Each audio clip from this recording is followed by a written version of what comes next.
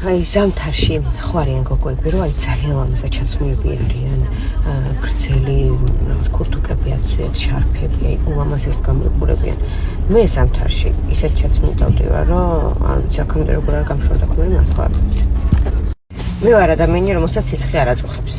50 გრადუსის რომ იყოს არ მაწუხებს. ეგვიპტეში ვიყავი აგვისტოში და არ მაწუხებდა. აი არ მცხელა არასდროს. მე უნდა ვცხოვრობდე თბილ ქვეყნებში, სადმე იქით, სადაც არცივა.